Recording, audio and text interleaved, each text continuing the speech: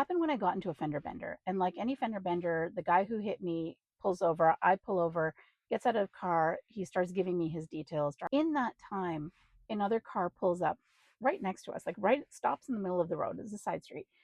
And he gets out of his car and he starts yelling at the guy who hit me. And I'm like, what's going on here?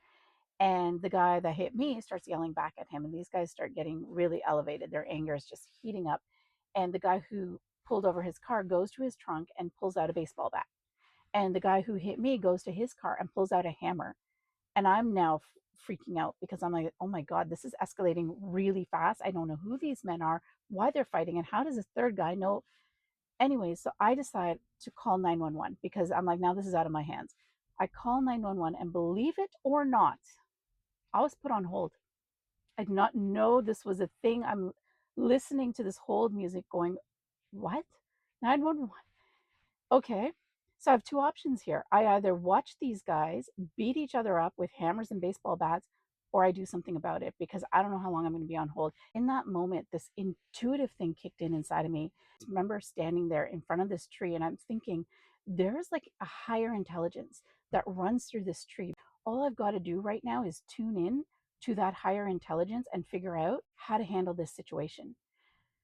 So I close my eyes, I connect with this tree, and something shifts inside of me. I just feel this frequency shift inside of me, and I'm like, I know exactly what to do. And I start moving. It's like I have no control over myself. I just start walking straight towards these men. And I do remember at one point this logic flipped off in my head, and it was like, what do you think you're going to do? You're so tiny. What do you can do? Grab the hammer? And I kept going. And this intuitive voice inside of me was so powerful, so loud that I just kept walking until I was almost in their fight. And I remember just looking at one. It was the intuitive guidance was so specific, which of the three guys to look at. I remember looking at him directly, waiting for him to make eye contact. And the minute he made eye contact with me, his anger went from here to here. He just calmed down. I don't know what I did, didn't say anything. And he looked at me and he said, oh my God, we've just hit a woman's car. And here we are fighting. These are exact words. He said, we're fighting like barbarians. What kind of men are we? We should make sure the woman's okay. And with that, the other guy that pulled over, I still shake and get chills when I tell this story. The other guy who pulled over stops fighting, gets in his car and leaves. And these two men that hit my car start apologizing profusely. I mean, even the passenger was giving me his driver's license. And it turns out that they had had a fight with this other man at a gas station down the road. And, the fight never really fully ended. These guys got in their car, they drove away, and they looked in their rear view mirror and they saw the guy they were fighting with was behind them. And so they panicked and they hit my car. And that's how this whole thing happened.